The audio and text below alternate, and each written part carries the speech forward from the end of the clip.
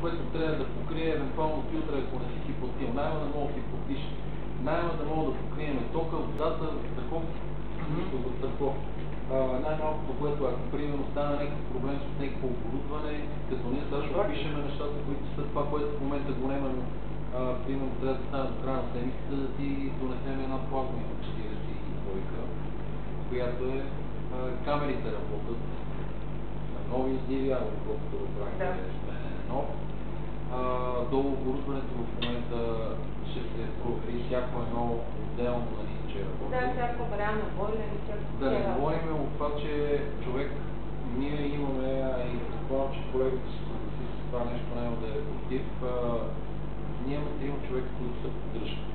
Те карат да плащаш поддръжка, но когато дойде, примерно, изгорело е реле, изгорел е щупен екран или нещо, изгорел е нещо, просто дали на аз извънка ще прати ми майстор, идеята е майстор апарат за работа няма да ти вземе.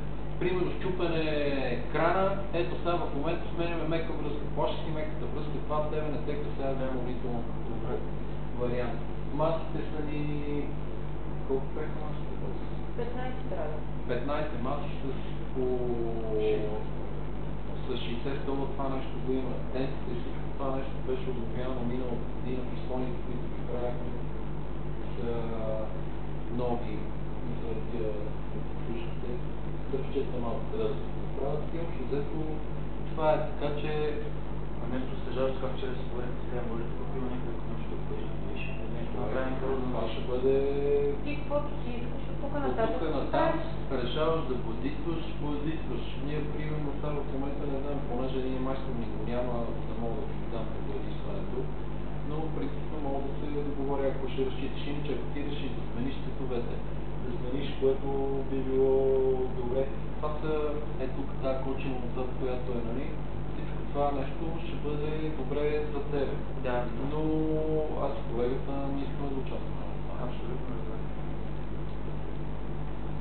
Защо ме правилно тогава в един месец депозита? Остана на това вариант. Първият найем и депозита за 2 месеца. Това нещо, като устройва, ние на този вариант мога да работиме.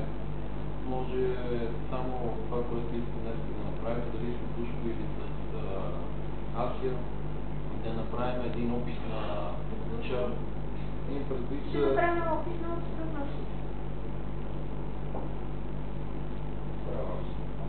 Благодаря, Валерия. Ти си супер. Това е човек, който искам заедно с момчето да проверя, че всичко работи. То се цака, прави се тестово, пуска се вижда работи, ние да поемем ангажимент тук до една седмица на телевизора, да се запише диванчета, примерно 15 броя с БХБ-ната критерия. Не искам да оставя с впечатление, че това нещо примерно ще... Казваме после тук... Да, примерно масите са читави. Има някакви неща, които могат да се свикнат и да се променят като цяло и да се смени. Чакаме, нали... Дали, примерно, завеждане... Не знам, мисля. Имаш... Ще ти кажем, че гледам, който е най-наужащ, трябва да се пипни. Аз имах идея малко и за градината нещо, което може да попитаме да направим. Да имаш начо, че тази градината, това, което е наше, ние по принцип не сме го ползвали. Значи не е имало проблем, но тия жълтурите от време на време вадат един 4 там на това нещо и го слагат. Иначе, докато не го извадат, си ползваме цялото.